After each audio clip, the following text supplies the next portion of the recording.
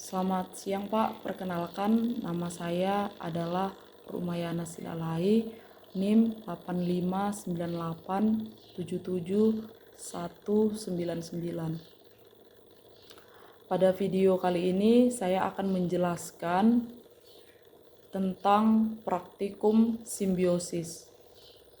Sebelumnya, simbiosis dibagikan menjadi 3, yaitu simbiosis parasitisme, simbiosis mutualisme, dan simbiosis komensalisme.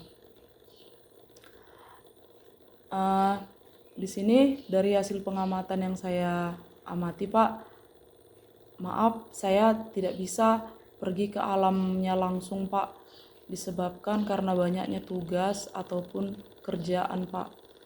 Jadi saya di sini menjelaskannya pakai gambar yang sudah saya print.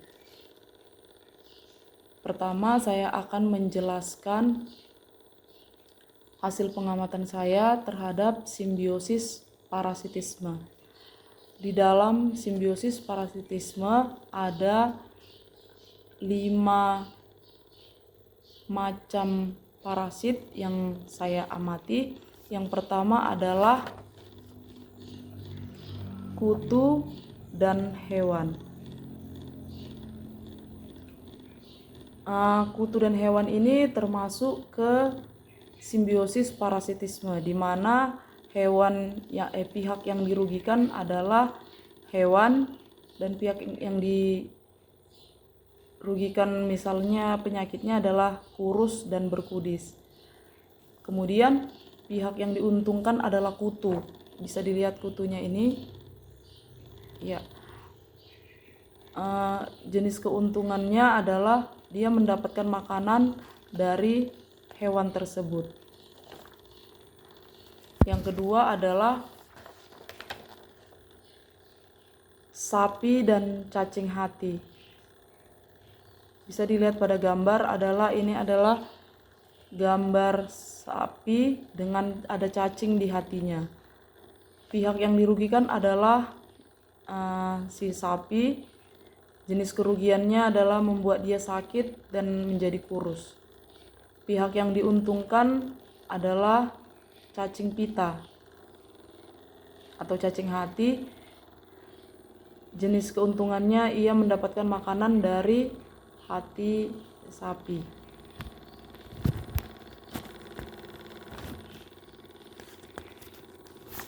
Yang ketiga adalah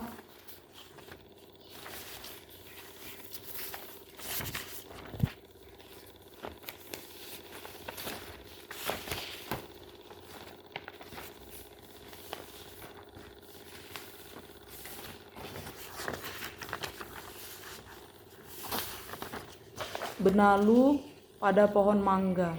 Di gambar jelas terdapat ada benalu yang tumbuh di ranting pohon mangga tersebut.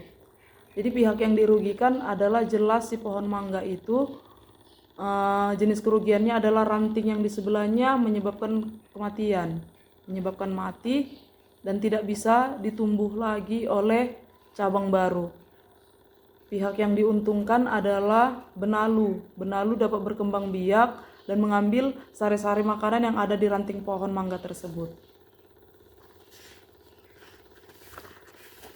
Gambar yang keempat adalah lalat di buah. Jelas di gambar adalah lalat tersebut menghinggapi buah yang masih segar ini. Pihak yang dirugikan adalah buah. Harusnya dia bisa masih dimakan, ternyata sudah dihinggapi oleh lalat tersebut. Dan jenis kerugiannya buah tersebut menjadi busuk. Dan pihak yang diuntungkan adalah lalat tersebut. Dia juga dapat makanan dari buah yang segar itu. Gambar yang kelima, Pak, di sini ada anggrek sarung dan inangnya. Jelas di sini, Pak, ada pohon dan bunga anggrek. Ini biasa tumbuh di hutan Pihak yang dirugikan adalah tumbuhan inang. Kerugiannya adalah tumbuhan tersebut bisa mati akibat sari-sarinya diserap oleh anggrek tersebut. Pihak yang diuntungkan adalah anggrek sarung burung ini karena dia mendapat keuntungan dan tempat tinggal di pohon inangnya.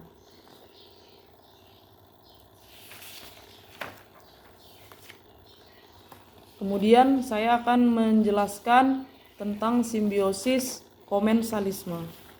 Simbiosis komensalisme adalah di mana pihak yang satu diuntungkan, yang satunya lagi tidak merasa dirugikan dan juga tidak diuntungkan. Contoh pertama adalah ikan hiu dan ikan remora.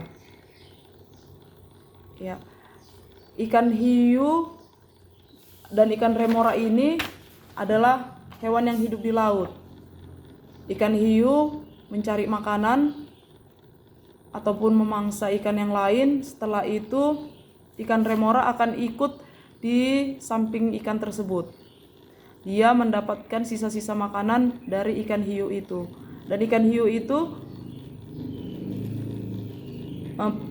tidak merasa dirugikan ataupun tidak diuntungkan oleh ikan remora tersebut.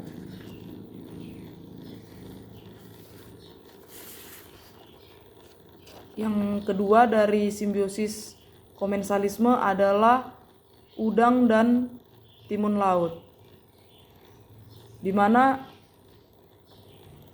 pihak yang diuntungkan adalah si udang karena dia mendapat makanan juga dari timun laut ini.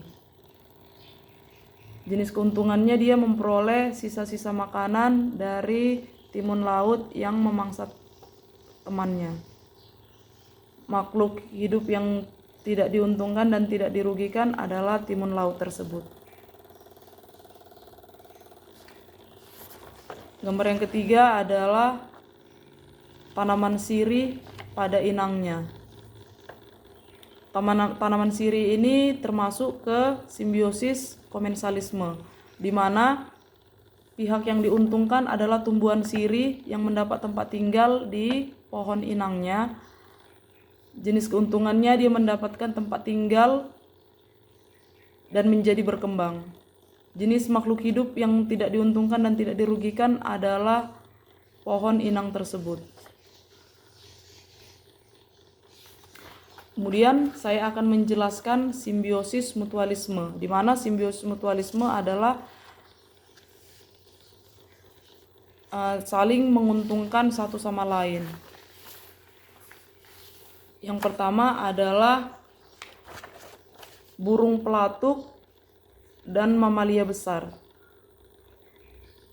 Pihak yang diuntungkan di sini adalah burung pelatuk tersebut. Pihak yang diuntungkan di sini adalah mamalia tersebut, yaitu kutunya menjadi habis dan badannya menjadi bersih. Jenis keuntungannya dia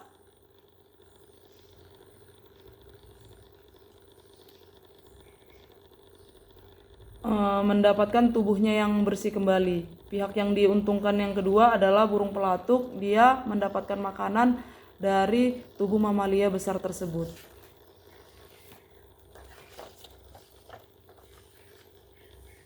Yang kedua adalah tumbuhan dan cacing tanah. Di sini tumbuhan dan cacing tanah termasuk ke simbiosis mutualisme, di mana mereka saling menguntungkan satu sama lain. Pihak yang diuntungkan yang pertama adalah tumbuhan.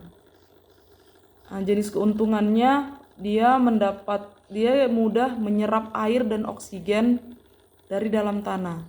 Sedangkan pihak yang diuntungkan kedua adalah cacing tanah.